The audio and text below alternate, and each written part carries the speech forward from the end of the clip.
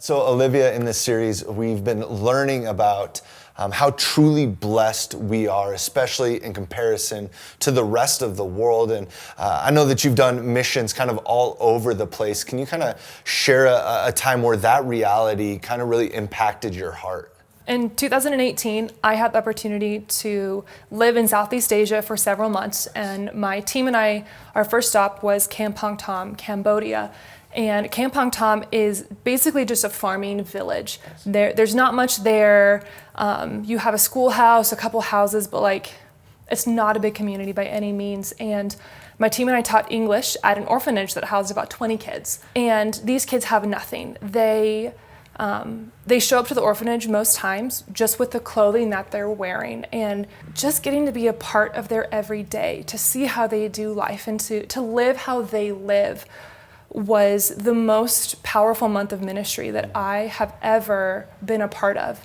We saw how they lived so simply, but yet they were so full of life. They were so full of energy and joy, and they never, ever, ever thought that they were missing anything. They never thought that they lacked anything. And the habits that they had as kids who already have nothing challenged me and my team. These kids tithed every single Sunday. Wow. They never missed a moment to give something back to the church, to give something back to the orphanage. And so cool. Being with these kids taught me that you can be a victim of your circumstance, or you can use your circumstance, no matter what that is, to bless the people around you. So how would you say that experience changed your life, impacted kind of the way that you view things, or just impacted your life in general?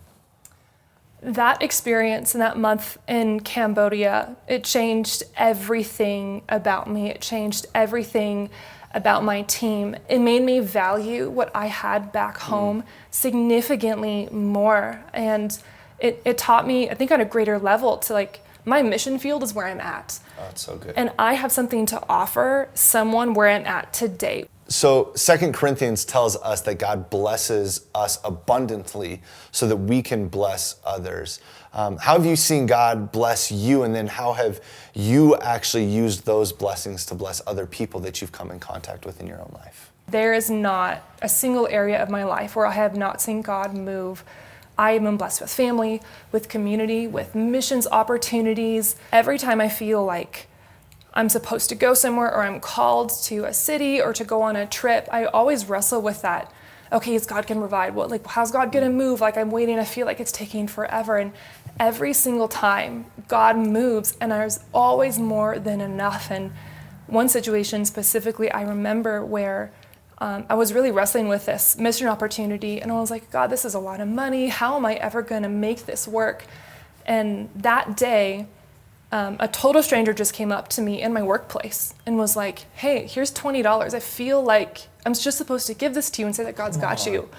That day, it was just like, oh, I'm really supposed to do this. God provided and confirmed that hey, I got you. So how would you say that in receiving so many of those blessings and seeing God move in different ways to bless you, how have you used your life or those blessings to be able to be a blessing to others?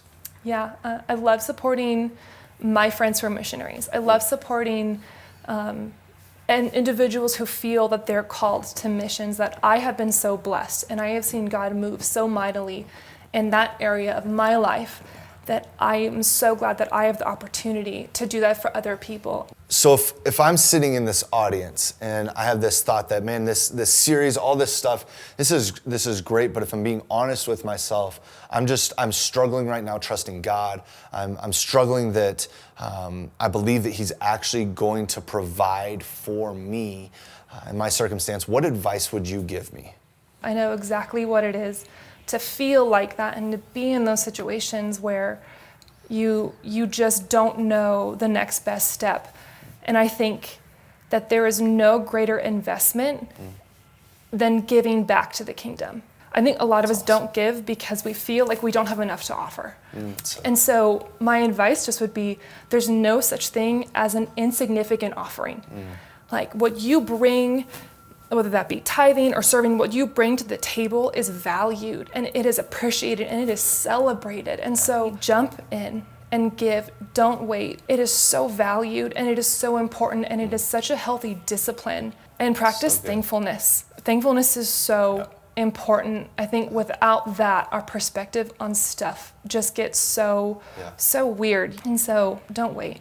Jump in and give today, whether that be time, energy, tithing. Do it today. Well, Olivia, thank you so much for sharing your story with us. And I know it's going to impact a lot of people, so I appreciate your time. Of course, of course.